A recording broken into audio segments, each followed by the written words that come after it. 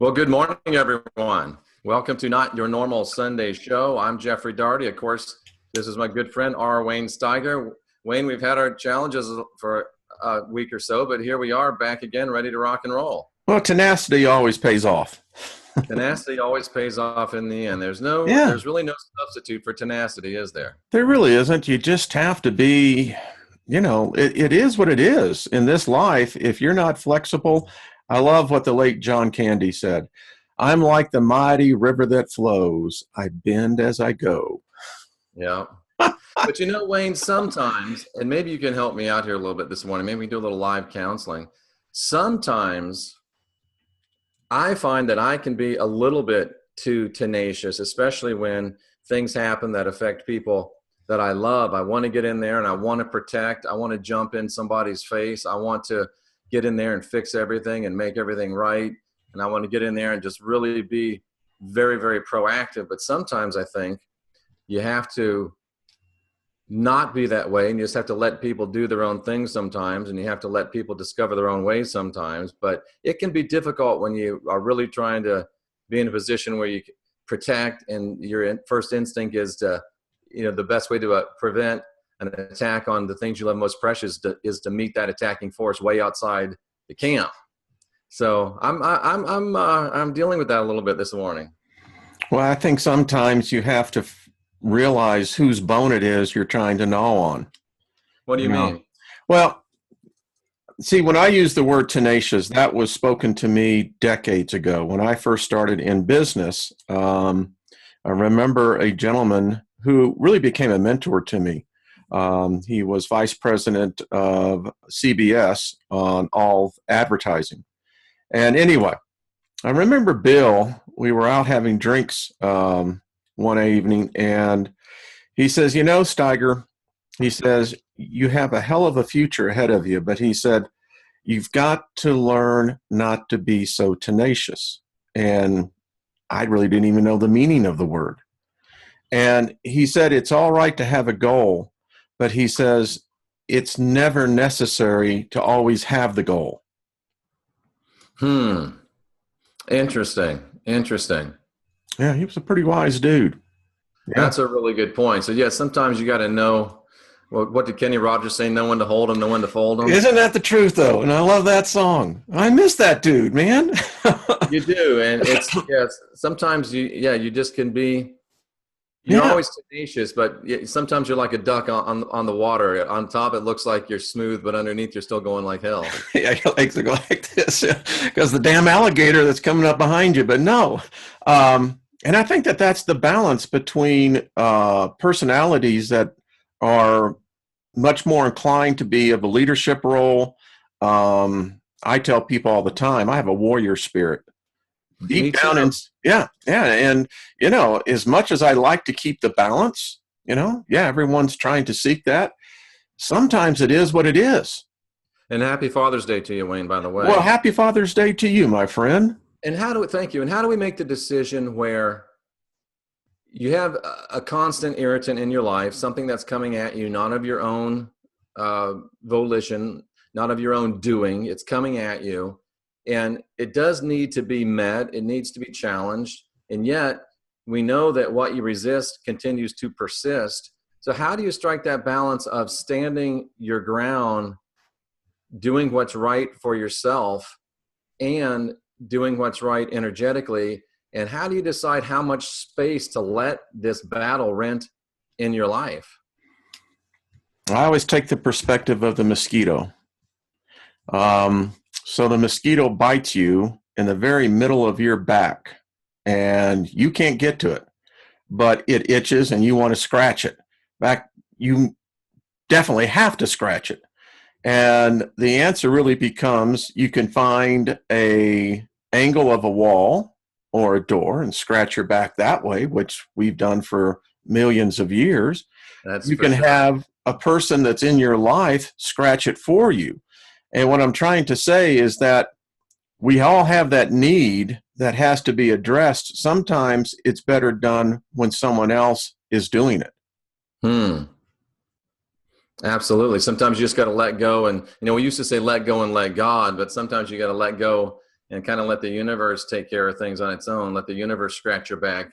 And if you know you're scratching the universe's back, if you're in tune and in balance, sooner or later it should work out. But sometimes, Wayne, it does get frustrating when you're doing the right thing and you're acting the right way and you've done the right work, and yet still things that aren't of your doing, things that you don't deserve, come at you. And you almost want to say, universe, are you paying attention? What's going on? This isn't fair. And how long are these? It's the age-old question. Why do the wicked prosper? Why do the heathen imagine a vain thing? And why do they go about accumulating riches? It looks like everything's good for them, and they're pounding on us, and all we can do is take it.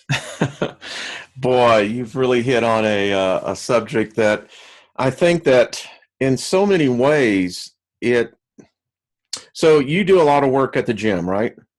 I do, especially for the last 3 months. I'm back there working my butt off, literally, by the way. Okay, so you have this goal, certain weight, certain physique, and the only way that you're going to be able to get to it is by irritating the muscles on your body. Oh, hello, Warrior Princess. Hello, Warrior Princess. How you doing? Think about it. You actually do have to break the muscles down first in order for them to build back up. So Wayne, are you telling me sometimes that these things that come into our life that we don't deserve, that are coming to us, not because we're making stupid choices, that sometimes they're just the weights that are breaking down our muscles so we can build them back up more strongly? I think so. I look at my life on that, and my life has been filled with so many challenges. And I've actually quoted the very scripture that you used in there in the book of Proverbs. And, and then I began to see those within the circle that I was within prospering off of us. And I'm going, in fact, it's odd that we say this. We didn't even know this was going. I actually had wrote on one of my postum notes, why money? Is this the best God has got? You think about an existence that we're born into in this temporal reality. It is predicated upon money. Don't give me any of your religious ideologies, theologies, philosophies. I don't care about to hear it. Because the reality is, Jack, you're about getting money, because if you ain't got no money, you ain't got no place to be able to be talking. And Wayne, sometimes the people with the most money are the most unawakened. They're the most. They're just. Let's just say it. Sometimes the people with the most money are the most wicked. Well, I think that they allowed something to rent the penthouse. I wrote here. I said, "Preaching thieves." And this is what we live in. Wayne. I know it. It is preaching thieves. And I went, and then you can do the extension on that you want. Preaching thieves of humanity, preaching thieves of religion. I mean, whatever you want to add to it. Well, there you go.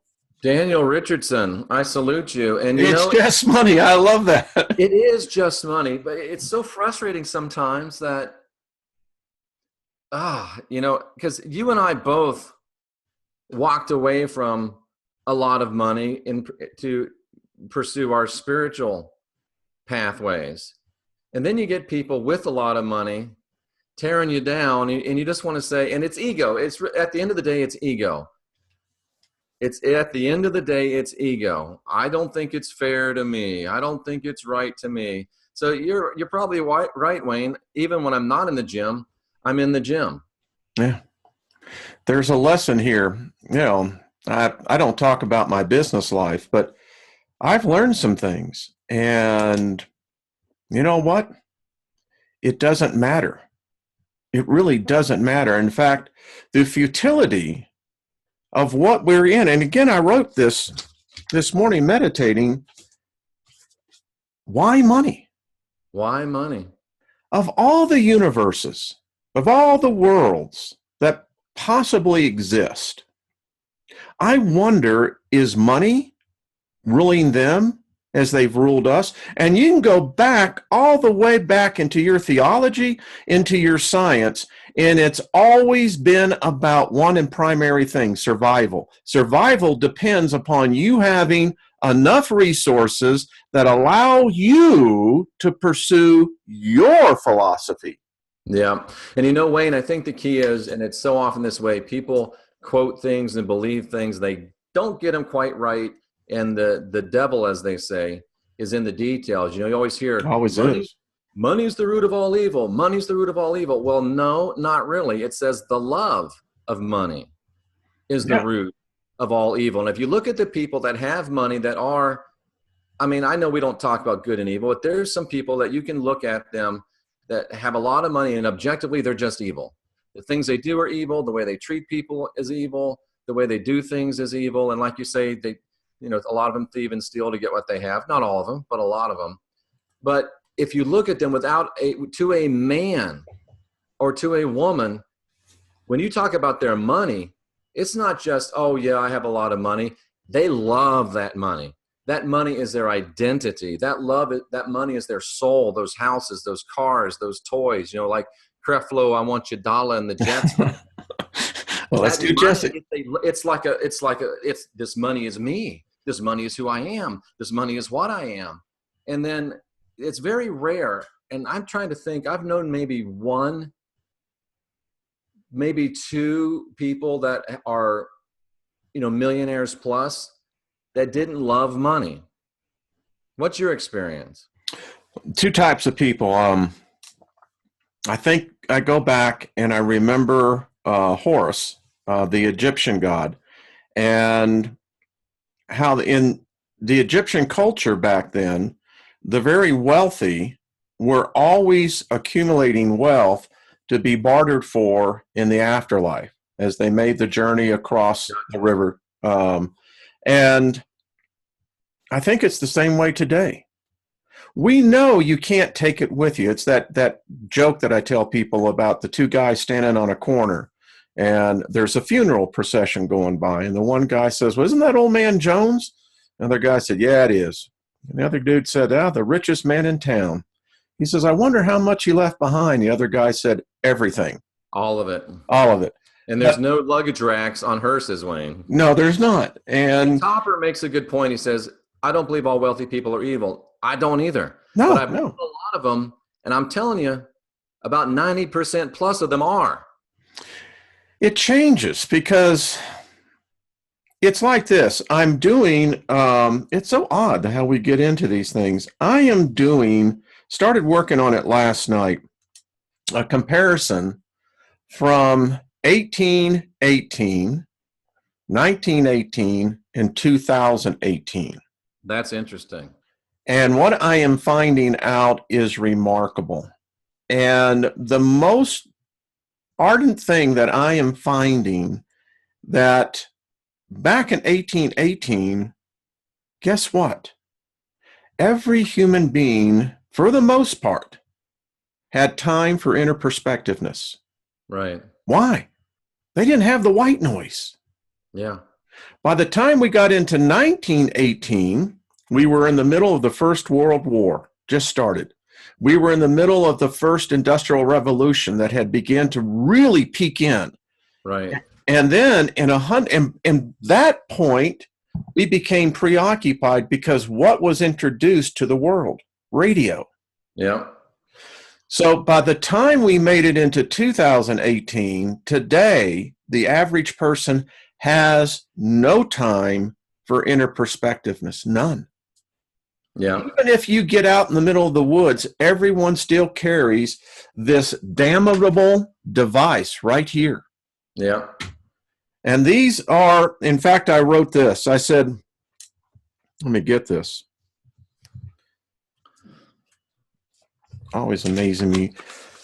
Relying on a machine, this will be the next generation's deity, deified, the God of the future, and I'll tell you why. Our species of those under 30 have no memory. They have no cognitive memory, folks. Today, it impacts my generation. I used to be able to remember at least 30 different phone numbers right off the top of my head. I don't remember Sandra's phone number. I can only remember 2 or 3 now. Why? Because I rely on that goddamn machine. Wayne, I don't even know if I can remember my phone number. I think I do. You see?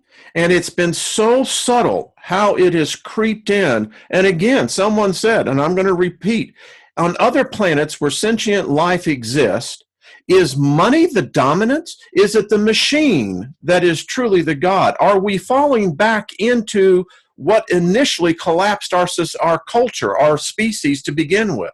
Yeah. And really, we ought to stop whining about who has the money and who doesn't, because you can whine in one hand and you can work in the other, and you can guess which one's going to fill up first. Well, I'll tell you something. I'll just lay it out here. Most people have not a clue how to get money, how to make wealth.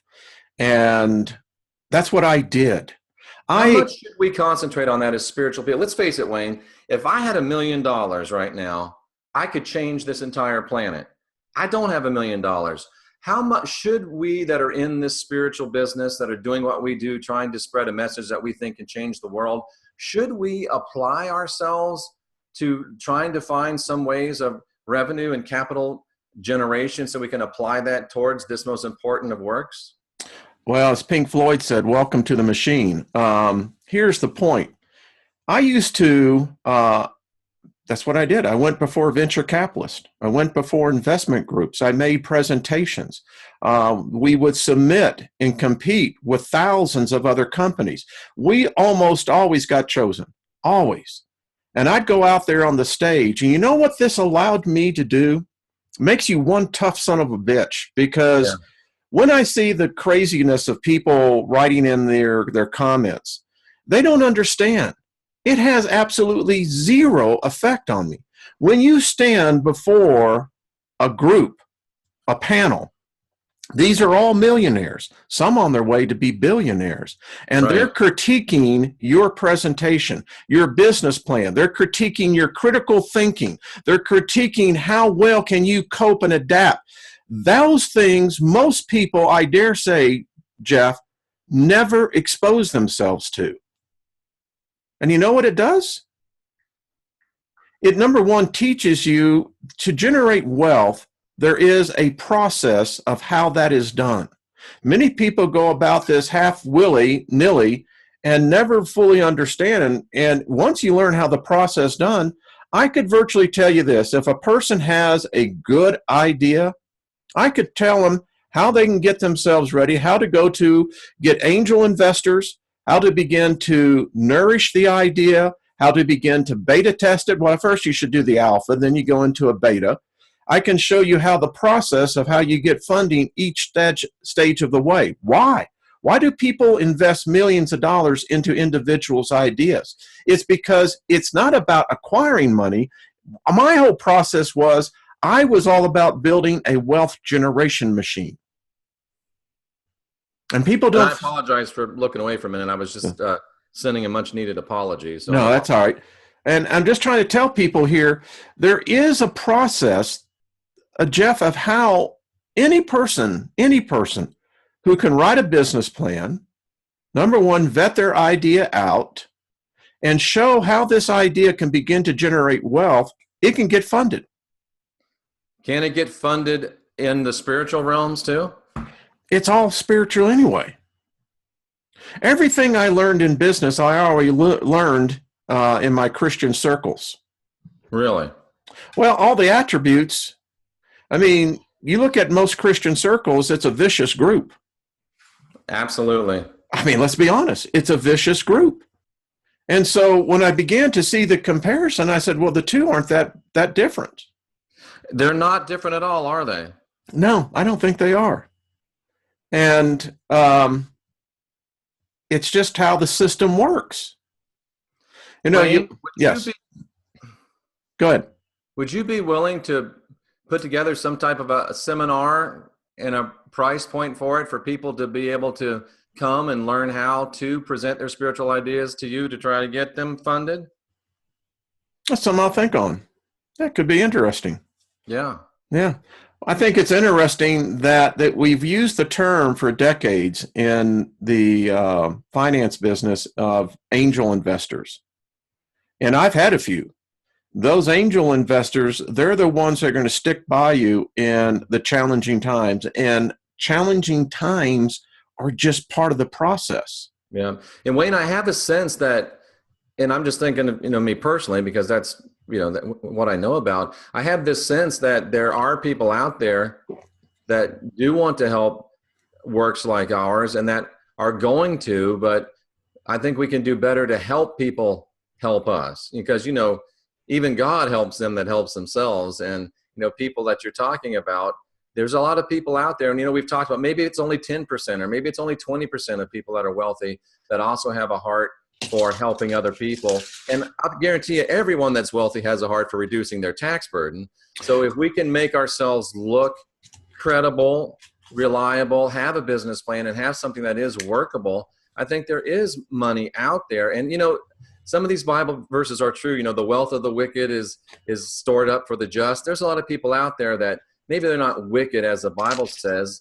It doesn't even have to be spiritually minded people. Some people are out there that would be willing to give, hundreds of thousands, tens of thousands, maybe millions to a thing that they think has a future, be they spiritual or not. So I think I think that could be a real work of service for someone like you, Wayne, to put together something like that. Sure. I mean, it's a process. It really is. In your area, there's a couple of individuals I know that put on dinners. We would eat at a number of the different steakhouses around southern Florida. And what I found, even with Mark Zuckerberg, people think that this guy is completely soulless. He may be. I don't know. But I do know of the other people that I have met in that circle. I do know the founder of Twitter and of Square. And the thing that's so interesting is that I find many of them do have this spiritual side to them.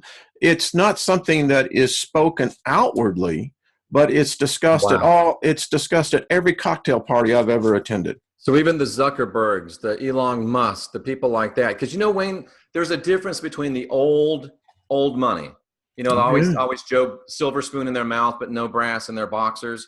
There's those guys and gals that have, they inherited their money and they've really never created anything themselves. Then there's the Zuckerbergs. Then there's the Musk. Then there's the Bezos. There's the people that love them, hate them, Illuminati, whatever. Those jokers know how to get stuff done. And they started, you go back to Jobs and you go back to Gates, whatever you think about these people, they started in a garage. They did. Started with nothing but an idea. Love them, hate them. I respect the hell out of them because they went to work and produced something on their own with blood, sweat, and tear equity. And cousin, they made it happen. Whether you love them, whether you hate them, whether they serve God or whether they serve reptilian shapeshifters. Hello, Rex Bear. You got to respect that. And people like that, if they get communicated a good idea like you have and I have and Sandra has and Heidi has and Rex has and the list goes on and on and on. Well, here's an idea. I remember I met Jack Dorsey in 2006 at South by Southwest.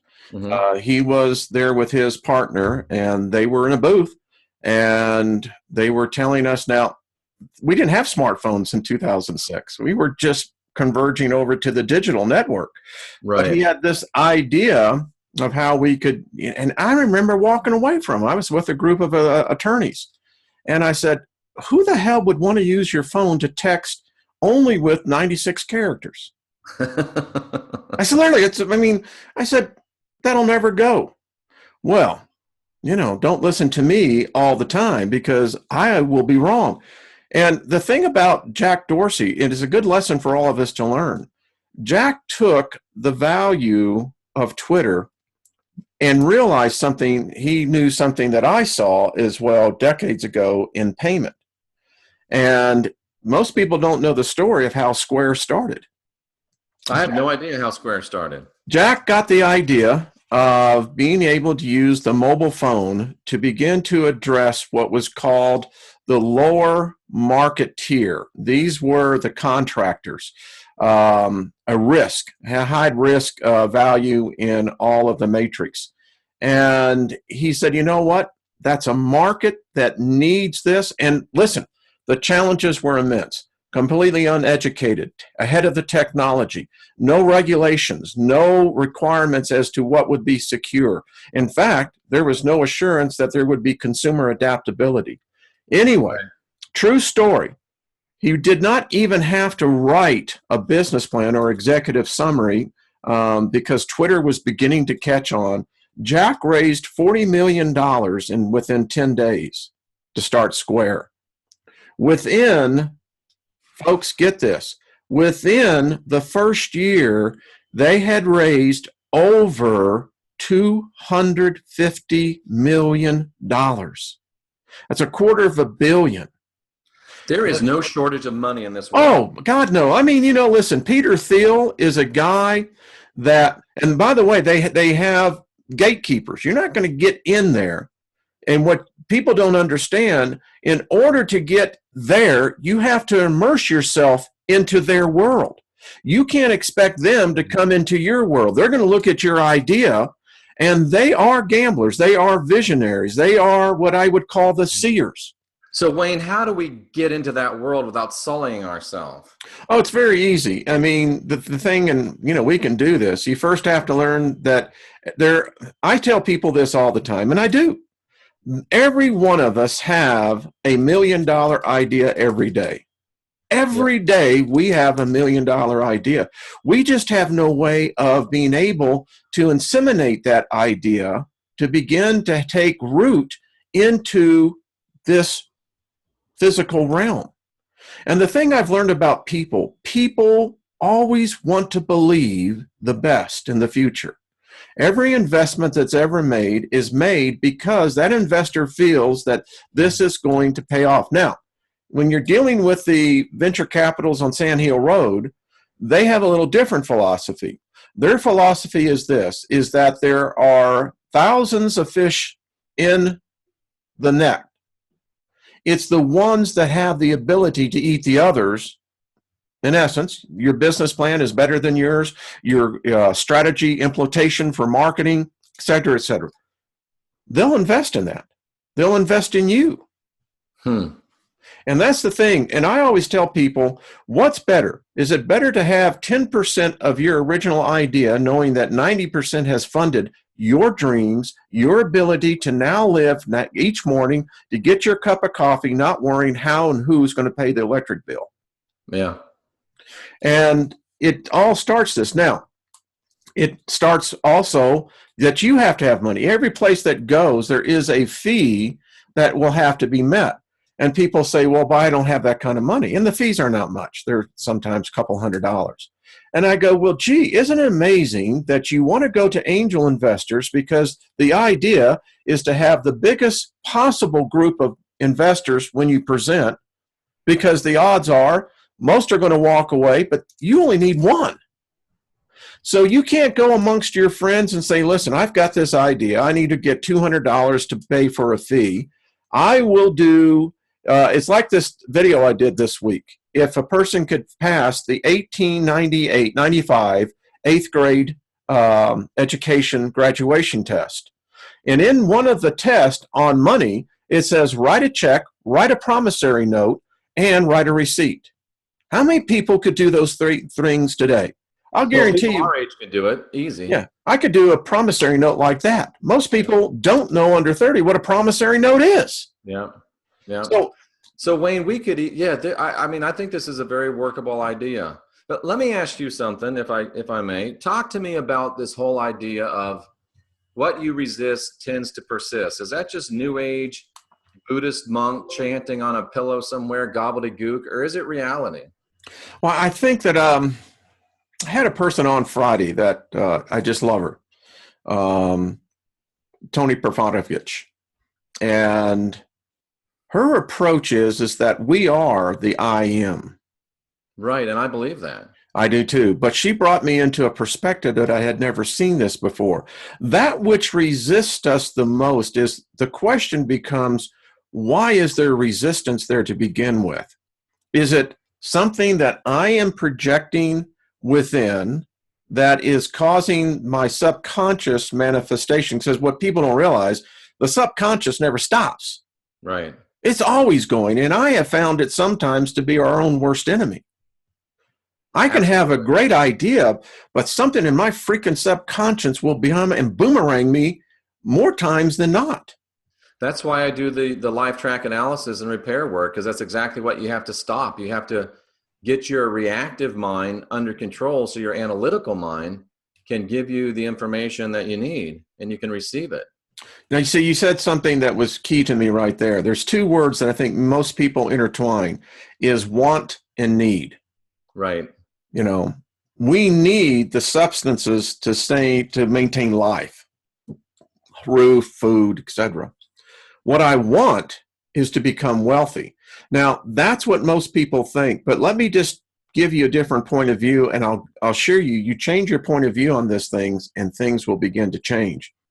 Instead of saying you want to be wealthy, change it to you want to make other people wealthy. Wasn't it Zig Ziglar that said, I think it was Zig Ziglar, the best way to be successful is to make the most amount of other people successful? It's a fact. It's a fact. And yet we go back to these people sitting on big stacks of money that they inherited that don't ever help anybody else, and in fact use and abuse people. I you know, there are those, but I'll share a story, true story. I had a business that I was looking to fund, and it was really difficult. It was a good idea. Had been successful, raising about $500,000, but really needed this injection of cash to be able to take it to the next level. I got invited to a person's house, and it was the most unassuming house I had ever been in. Typical upper middle class, I'll put it that way. Right. Went in and met a gentleman that had to be in his late 80s. And he was a billionaire.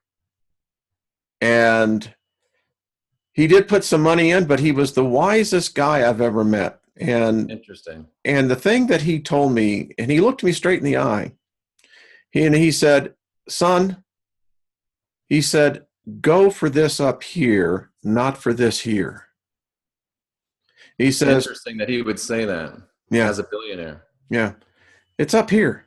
Howard Hughes was the same thing. And then something breaks. And this is why I like a lot of what you teach, is the fact that these men who figured it out, Zig Ziglar will tell you that if you want to get wealthy, use the Bible. The Bible has the great money code in it.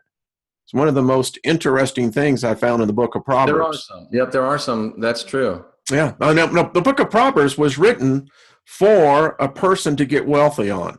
Yeah, and you helped me with this. I don't even really say the Bible anymore, because really, if you think about the Old Testament, you're talking about ancient Hebrew scriptures that were heavily borrowed from the Sumerians. So it's really not the Bible. And the New Testament is, early first century Greek and Aramaic manuscripts that were also heavily borrowed. But I've only talked to one billionaire in my life. I used to sell in a lot of timeshare when I worked for Marriott. And I asked him one day, I said, I won't say his name, there's probably not that many billionaires. I asked him, give me your best piece of advice. And he said, now, Jeff, this is going to sound a little flippant. It's going to sound a little crude. But if you listen to the intent behind it, you'll get it. He says, if it flies, floats, or fornicates, it's cheaper to rent. So the idea is you've got to learn to spend your money and make your investments on the right things. And so many people, when they get a little money, what's the first thing they do? They buy a car, they buy a house, they buy an airplane. They start spending it on, if they're a girl, they start spending it on boys. If they're a boy, they start spending it on girls. And we've got to get to the place where we understand the things that retain value and really invest our time and our efforts into those things. Yeah, I mean, look what I did when I started, and I was the first mobile giving application, designed it in 2010.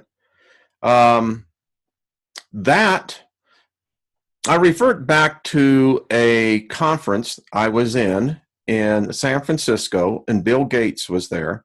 Bill Gates gave the keynote express. Never forget this. Never forget this. He said, I'll tell you how each and every one of you in the audience today can be rich, wealthy beyond your imagination. And he said this, if you want a sure success, it has to be, number one, socially impacting. He says, if your product can be socially impacting and transverse all the demographics, all the matrices across the board, it will be a success on its very own. So Wayne, let me ask you, and there's people in this audience, I guarantee you, that are in this situation right now. You're in a situation and you've got a challenge in your life, and that challenge is coming from, one person, let's say it's coming from one person. There's a big challenge in your life that's coming from one person. And you've already checked, and it's not anything you're doing. You're not just reaping what you've sown, but there's one person there. I'm wondering what Sun Tzu would say, and I'm wondering what Wayne Tzu would say. If there's one person that is causing you a lot of grief and distress in your life, and you could go to that person, but even if in your mind you think they're rotten, they're dirty, their history demonstrates that they've done all kinds of things, and they don't really, in your estimation, you don't know the person, but in your estimation, they don't have a lot of integrity. They're a user, but yet they're the main thing that's causing you problems. Do you go to that person and say, hey, can we sit down and work this out? Do you take a way of not resisting to try to get it to not persist? Or do you just not go there because you know what you're dealing with? Yeah, complex. If talking to them face to face does not resolve it, and there's just I've known people. But do you even try to talk to them face to face? I think that's on the individual. The effort, many times it's already predetermined, particularly if there's a situation that's so, ingrained in here. Right. There's another approach though. And, I'll use the term magic. Right. There's sometimes just no way of breaking through a sentient defenses. Right. And there's just going to be some souls that we meet along the way that we don't like. Right. Just the way it is. Us. Yeah, they don't like us. But what we can do is begin to invoke favor. And I have found that to be sometimes the best magic of all. And it is magic. And how do you mean just say, I invoke favor on myself? Well, I'll tell you how I do this. You could literally draw a circle and put something that represents the person, even the person's picture. Light white candles in the 4 cardinal directions. Any black ones, Wayne? I don't use it. I use white or red. Okay. Because red is passion for me, and white is purification, cleansing. And I just invoke and speak favor. Onto yourself or onto the person? On us both. I stand within the circle, and even though they're your enemy, quote unquote, you're throwing favor on them. Yeah, yeah. Keep your friends closer, keep your enemies even closer. Many times in business dealings, I've walked into dinners and had to break bread and shake hands with the person on the other side of that table that I knew was not there for my well-being. Interesting. But the thing that I have said, and I've learned this as I've gotten older, I'll be 63 on Tuesday. And happy birthday. Thank you, sir. The thing that I've learned is that I speak favor. What I say to them is that I say, and I'll just use a imaginary name, Tim. Please do. Tim, when you think of me, every time you see me, favor will begin to arise from the inside. And I speak the same to me. Wayne, every time you think of Tim, you're going to give him favor. The only way that I see that you break this karma cycle is that you begin to take a different approach and you speak love, favor that is in them. I think most Wait, I people, don't like that. I I know don't it, like that. I know it goes against It's a everything. person it's a person that's making people's lives miserable. Yeah. Yeah. Isn't that odd? But that's But the when you only think way. about it, Wayne, think about it. If you've got this adversary You have a and Satan, you Satan, not have a, capital S. yeah, you have a Satan Yeah. and they're focused on you for whatever reason and making your life miserable or making the life of someone you love miserable. Isn't it just like ourselves, warriors like you and I, to say, I'm going to knock this woman out? And I would never hit a woman. It's, an Yeah. analogy. I'm going to knock this person out. But isn't it just counterproductive to ego and counterproductive to everything that we know as a human to say, what if I call favor onto this person? And you're like, favor what? They don't deserve it. They've been this, they've been that, they've been the other thing. They don't deserve. That's the last thing they deserve. But you call favor on them, and all of a sudden, things get maybe so good for them that they forget about you. I think many times they will subconsciously know where the source came from. And No. didn't the master say that? He said, pray for those that hate you, give favor to those that despitefully use you, and by doing this, you'll pour burning coals on their head. Yeah. Wayne, I don't like this. I don't like it. I'm stomping my feet up and down. I don't want to be nice. The last thing I want to do is call favor on somebody that I think doesn't deserve it. What do you do if you're calling favor on a person that is destroying other people's lives? How do you get away with that karmically? Well, I think it's a matter of point of view. Number one, can evil ever become good? I don't think there's really evil or good. I think there's just energy. It's the intention Okay. with which it is projected that colors the energy, so to speak. Okay. So now let's take this person of ire that's causing all the ire. The thing that I Let's have call to her Jane. Okay, we'll just use J. And Jane. here's the thing that I am seeing is that J is representing something within you that is causing this reaction to be. What I am saying, what if we switched it around and use that principle of favor? But there are really things being done in this situation that are extremely hurtful. Yeah, but to come at it with the same energy that you're going to come to oppose it, come to absorb it. Use a little spiritual Aikido. Yes. Do you run the risk of calling favor on to someone that doesn't deserve it? And is there a karmic ramification of that? Can I emphasize this? I hope people wish me, invoke upon me all the favor, because I am a son of a bitch at times. I am a person who, Wayne, I'm a perfect angel. no, I don't deserve. Sometimes ask my wife. She'll tell you. She says, you big jerk.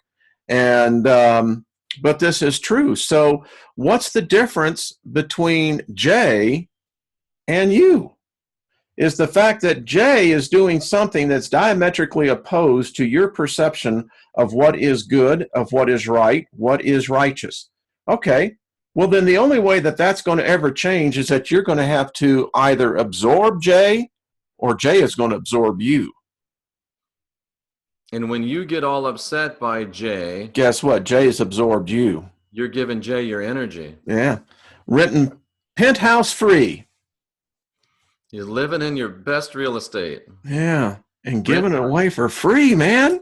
So Wayne, I gotta review this. So what you're telling me is, if you got somebody out there that hates you, I mean, viscerally hates you, viscerally just hates you, and wants to do everything they can to wreck your life, you're telling me, do a magical ceremony and call favor down on that person. Yep. Yep. Wow. Wow. This is why, folks, I asked Wayne Steiger to do a show with me, because we're not that much older, but this man is my elder. This man is wiser than me. He's been to a lot more places that he's been to places I haven't been. He's done things I haven't done, and he knows things that I don't know. And even though I think I'm pretty sharp and I've got a decent background, I'm smart enough to know that when I'm with Wayne Steiger, I'm not the smartest guy in the room. And that's why I'm in the room with Wayne Steiger. Wayne, dude, I hate it. I almost said a bad word that started with an F. I hate it. I hate it. But I think you're right. Well, I'll tell you what, try it. And if it doesn't work, I'll buy you a steak dinner. You're going to buy me a steak dinner anyway. Yeah, anyway. And if it does work, I'll buy you a steak dinner anyway. Topper Harley said, what would Bruce Lee do? And Bruce Lee said, be like water. Yeah. So if Bruce Lee came up against an immovable object, Bruce Lee, even though he was the fastest human, some say too fast to be a human, and could kick 7'4" tall Kareem Abdul-Jabbar in the face, and Bruce Lee was 5'6"-ish, 5'7"-ish, beat up Chuck Norris, and that's almost impossible. And wait, it's no coincidence that Germany surrendered in World War II on the day that Chuck Norris was born. They knew it. But Bruce Lee wouldn't attack that immovable object. He would be like water. He would go around it. Yeah. And he would go over it. And you could argue that the water is offering blessing to it. So you draw a circle, you put I can't even stand to look at a picture of this person, Wayne. Put a picture of this person in the middle and call blessing onto both of us? Mm-hmm. Yep. What's going to happen? Tell me what's going to happen in your experience. What happens when you start? What I have found, a week, a month, a year? Yeah, it's almost like it's. You can call it miraculous. You can call it. I call it just the absorption of energies, because energy can neither be created nor destroyed in a constant state of change. And what I have found, I knew a person who wanted me dead. They hated me that much. I may be in that situation, Wayne. I may be. They just could not see it. And the thing was, their perception was wrong to begin with, but wasn't nothing that I could do to ever prove it. I did that. It's probably possible. I can't even believe these words are coming out of my mouth, but it might be possible that my perceptions aren't entirely accurate about this other person. It's possible. I hate to even say that. It's difficult. But what I figured out, and I mean, I tried everything. Everything I did was rebuffed. And it just made it worse. I mean, seriously, it was like picking at a sore. Instead you hadn't even tried those things? Have you just done this first? Oh, yeah. But you know what? No knowledge does not come without a cost. It costs something. It cost me my pride, my ego, because what I was trying to do was fix the situation through my perception. That's what's screaming out in me, Wayne. My pride, my ego. There's no way. Yeah. I'm not. She doesn't deserve it. I won't do it. So I had a friend whose mother told me, she says, "You're an ass." She said, "You're an ass." Okay, like I've never heard that before. But she told me. How often do you do this, Wayne? This ceremony? I don't have that many enemies now. But I mean, if you're going to do this ceremony, do you do it just once? Just do it once. Just do it once. Yeah. I mean, it's like this: either you picked the lock or you didn't. I know that's a strange analogy, but how long do you wait for results after you've done it? I tell you what, just let the universe take care of it, because you've given the opening for it. And this woman told me, she said, what if you put a sigil in the middle of your circle? I don't know. That might, we all have our own magic. Mm-hmm. And this is what this woman told me. She said, "You are a great magician." She says, "You just don't realize what you have in the bank." Yeah, we're all great magicians. We are. That's the point. That's the point. Because we have powerful intentions, and we're especially great magicians. It's counterintuitive. We got trapped in these bodies, but while in these bodies, we're even greater magicians than when we're out of these bodies. Yep. Because it gives us a power. So Wayne, I light 4 white candles, I draw a circle, and I invoke favor on my enemy. Are you telling me, like Jesus, the Lord, the Christ said, pray for those that despitefully use you, call favor upon those that hate you? That consciousness knew what it was talking about.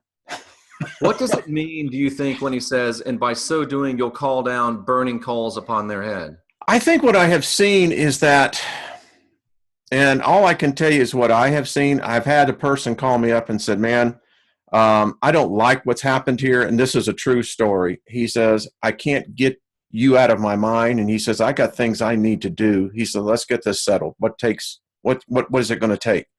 And many times it was nothing more than a misunderstanding, a simple apology. But if I'd made that apology prior to that, it would have been rebuffed because I did apologize. Interesting.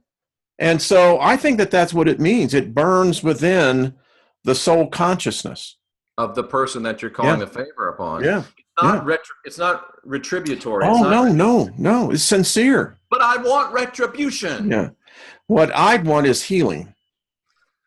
You see, I'm not there. I'm yeah, not there, Wayne. I yeah. am not there. And so I realize it's as much my problem as it is this lady's problem.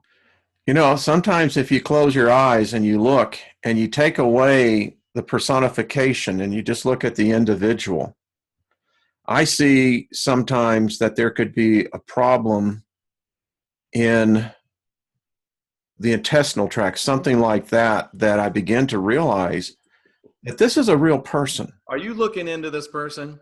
I just saw it just for a second. You don't even know what you just hit on, my friend.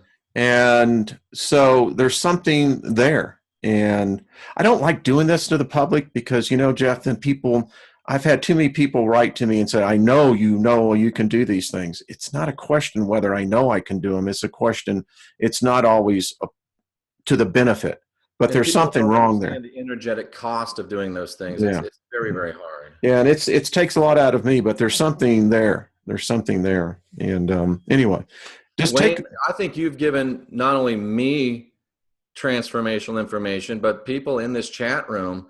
Every one of us has a bully in our life, and you know, I'm not saying everybody that this, you know, that we have in our mind what we perceive as a bully in our life, a boogeyman, and we spend most of our time resisting it. We give these bullies way too much time in our mind, and kind of what you're saying is, do a working and get in their mind and have them not want you there anymore. Yeah. Yeah. And really all you want at the end of the day is peace and harmony. That's all you want. For them, for you. Even if this opposition force doesn't want the peace and harmony, you still think it works. Yeah. Yeah, it does. Wow. It does. Yeah, you know, I saw one person say this, and it's so true, you know, that once I figured and got out of the God spell and began to see who source was, I mean, that was a strange terminology for me. You know, I am source. Like, how dare I blaspheme even the thought of that, you know? You can't say that. But when you begin to find out that that's really what it is, Jeff Doherty, you have the creative force to do something that would be considered 20 years ago in your circle miraculous. Absolutely. Absolutely. I think we've lost our miracle workers. And you know, I think the hard part for me personally is, you know, in situations like this, you know, you've got that warrior spirit and you just want to punch somebody in the mouth. You just want to beat a bully up. You just want them to pay to get what they deserve. But who the hell am I to decide who deserves what? That's putting myself in the seat of God. Who am I? The guy that was probably closest to God, assuming that he existed, and even if he didn't, the message is there, said, listen, if they hate you, if they despitefully use you, pray for them. Call favor on them. They say the greatest power a king possesses is mercy. Wayne, I do not like what you've told me here today. Well, it's free. In fact, I hate it. Well, then that says something right there. I hate it. Yeah, but you're a king. I want to disagree with you, but something deep inside me knows you're right. And let's just say, well, we got to get close to wrapping it up. Let's just say that you have somebody that you hate. You do this working for them, and nothing happens. Hasn't something already happened? Oh, Wayne? Jeff, that's exactly right, my dear friend. Something has already happened. Let's say that your spirit moves on. You will probably have the advantage being birthed into the life realm, looking back, and I think you're going to go, wow, I did that? And not only that, Wayne, just on a more mundane level, if you have a hate for someone and disgust for someone and you just want to pound their face feeling, Is it more beneficial for you to be in that frequency, or to be in a frequency of, I call favor on this person? I call favor on this person. Is it better to be in the fight or flight mode, or is it better to be in the divine frequency of favor? You see, I see a situation changing in this person's life where I see children rejoicing because of what you would invoke.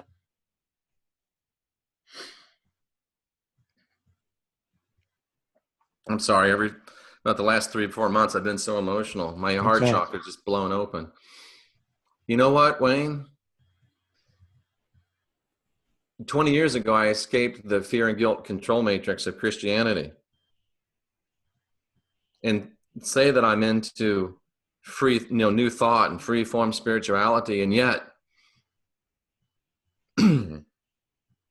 faced with one of the greatest challenges of my life, I want to act just like the Christian God and not like the true divine ones. The Christian God is the one that brings revenge and fire and judgment. And it's the true gods, the inexpressible ones, that bring mercy and grace and favor. You know, it's the Christians who send me the death threats. It's the Buddhists, the Muslims who send me love. And even if it doesn't work, it's already worked. If it's moved you from fight and revenge and hatred into a frequency of favor. You're reclaiming your sovereignty, Jeff. I've allowed this situation to take my divinity, my sovereignty, my freedom. Yeah. I've allowed myself to be triggered. It blinded you to your divinity. It did. Yeah. You're divine, Jeff. You can show such great favor in a manner that the person may never know, but you do. And if the person comes into great favor and it results in great favor for the children involved and results in great favor, even if it just results in great favor for the children involved, it's all worth it because our children are our future. See, I feed upon that. I can feel it. There's nothing greater than the joy of a child. And it's authentic. It's genuine. And we lose that as we get older. We become a little crusty. But boy, if you have the power to invoke that, now that's power. Wow. Well, how much do I owe you for the counseling session? It's with love. It's like, far out, man. Peace.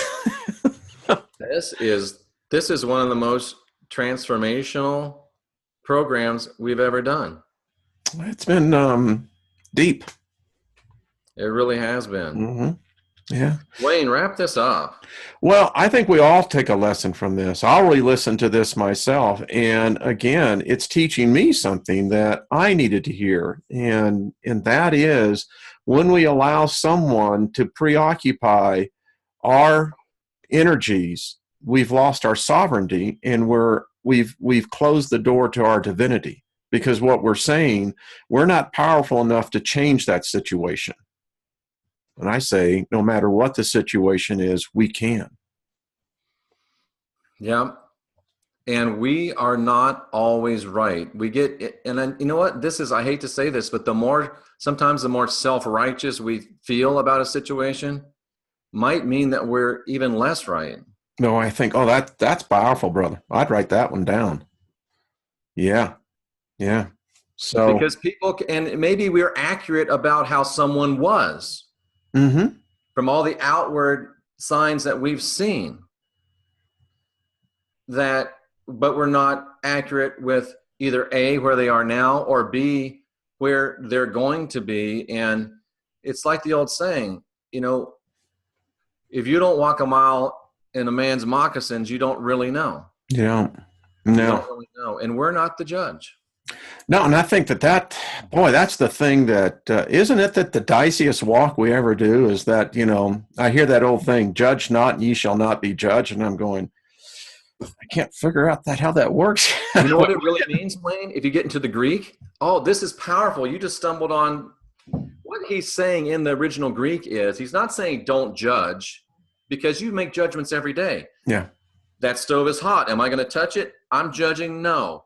That light is red. Am I going to stop? I'm judging yes. This person has done this to me in the past. Am I going to give myself back to that place to them? No, I'm making a judgment. But what he's saying is the standard of judgment that you apply to other people will be applied to you. Woo!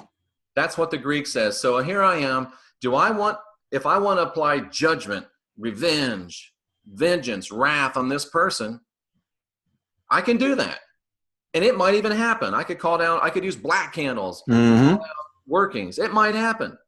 But that same standard, judgment, wrath, vengeance, is going to be used on me. It's a spiritual truism. Wow. But if I call down favor and grace, then that's the judgment standard that I'm also going to receive. And Wayne, isn't that what we're saying? We're putting into practice a spiritual, energetic wave that cannot be resisted. So maybe even if that person hates me as much as I hate her, she won't even be able to stop returning the favor because it's energetic. See, and that's what I see. It does two things. It, number one, rebuffs this negative opposition, but I think two, it not only opens the door for her, but I just saw this. It opens the door for you in other ways. Your business aspirations, your other aspirations that you have personally, etc. Suddenly now favor has been called down, and favor is like rain. It permeates everything. And you know what just came into my mind? Most people think they think the opposite about this verse, but the universe, the illimitable ones, the inexpressible ones, it says they send rain on the just and the unjust. And we think, oh, they make it rain on us. That's terrible. No. You're talking about an agrarian culture. The rain is the most precious thing in that culture. And the inexpressible ones, they make it rain on people that we think are just, and they make it rain on people that we don't think are just. And we just don't get to make those decisions at our level. But we're learning. I think if we carry this over into the next realm, that the panel and I do believe we do go up before a review panel, will say, you figured one of the most important tenements out. Is there any more important tenet than this one? I don't think there really is, because it is the foundation and the roots of everything. And doesn't it say, as above, so below? Yeah. And the corollary of that is true as well. As below, so above. As you act in your mundane life, that's how you're going to act in your spiritual life. So do you want to be filled with wrath and judgment and rancor, or do you want to be filled with favor and grace? And I just want to expound, because I know we've gone over, but I just want to expound on that. As it is above, so it is below. So many people think it's the positive to the negative. What that is saying is that it's the same as above as it is below. Yeah. That's why you said when you speak it, it's already done. Once I say, I call favor down upon this woman, there's already favor on her. Yeah. And she's already going to get me in her head and return favor to me. And it's going to work out. It's already done in the above. If I can keep from being stupid in the below long enough to let it work, if I can get out of my own way. Yeah, that's the key. That's the key. But I know you'll do it. I know you will. I think that a lot of other people here can begin to use this one principle and change their whole lives around. This will change your entire life. Yeah. If all it does is get you out of a hate, wrath, revenge frequency and into a favor frequency. And do we all believe in the law of attraction? If I walk around thinking favor, favor, favor, what am I going to get back? Favor, favor, favor. Favor. And for the last few months and years that I've been thinking wrath, fight, hit him in the nose. Strangely enough, Wayne, there's been more attacks from this source. You're shadow boxing, man. You're going like, well, where the frick did this come from? And someone just left the back door open. You're like, okay. Yeah. Isn't that amazing? Oh. Isn't that amazing? Yeah. Well, the definition of insanity, Wayne, is what? Doing the same thing over and over again, expecting a different result. Maybe it's time that I try to take a different action. And I just might get a different result. I don't know. I hear a hallelujah chorus singing somewhere. The angels in heaven are It rejoicing. says, hallelujah. Yep. You see, a lot of people think that we may not, I know particularly that, they say, Wayne, you don't believe in God. I said, listen, I'd reject these world gods. Yeah. If you want to label me, I am anti-theist. Yep. Nothing else. I don't like you very much right now, Wayne, but I thank you. That's okay. A big hug to you, buddy. See, I'll just give you this. Just a big hug. That's how much we love you. And then this is the other thing. Always. Hey, what happened to your NASA magnet? I don't see it back there anymore. It's right over here. I just haven't turned it. Yeah. Relax. Calm down now. Don't stress. Take it easy. Okay. So that's what I need to do. Just relax. Well, today, Wayne, I move into a different frequency in my life. I'm happy for you. Things are changing in your life, my friend. A little bit. Yeah. I didn't realize, I should have known, Wayne, because when I was 18, I knew everything. I had it all figured out. And then I realized I didn't. And then about 38, 39, again, I got this now. I've got it all figured out. I know everything. And about 6 months ago, I figured, you know what? This time, I really got it figured out. And I know this is going to surprise a lot of people, but I didn't. Shock. And the sad thing about it, Wayne, is that it really does surprise me. Yeah, but you know what I see in that? That's a cool life. That's a life of discovery. You're making the most of this journey, Jeff. And, I don't believe in reincarnation because I just don't think you get a second bite at this apple. This experience is so unique. I can't live all the experiences. That's impossible. But I know this, all the experiences I can live are in me. Yeah. And well, I don't know about you, Wayne, and I don't know about the chat room, but my life has been changed. I'll even say transformed today by being a part of this Not Your Normal Sunday show. Well, I know mine's for the better. We almost have our 1-year anniversary, Jeff. Do we? We're coming up in August. Well, we'll have to do something special for that. Yeah, we will. So then almost a year. I appreciate it, my friend. Namaste to you. You have been a delightful addition to my life. We haven't always agreed with each other, have we? No, but that's what makes the journey fun. Mm-hmm. That's why I don't believe in the concept of heaven. What are you going to do? What the divine made us to be? It. I don't know if it's he, she, it, whatever. It may be above even a sex. Who knows? Or it might be she, it. It may be. It may. I got that, by the way. I think it's within us because it is within it. We're never going to be satisfied. Never. I was getting satisfied. That's the problem. I needed to be shook up. And when we do, satisfaction always leads to stagnation. It does. Rachel Stone says that she loves Sundays because of Jeff and Wayne.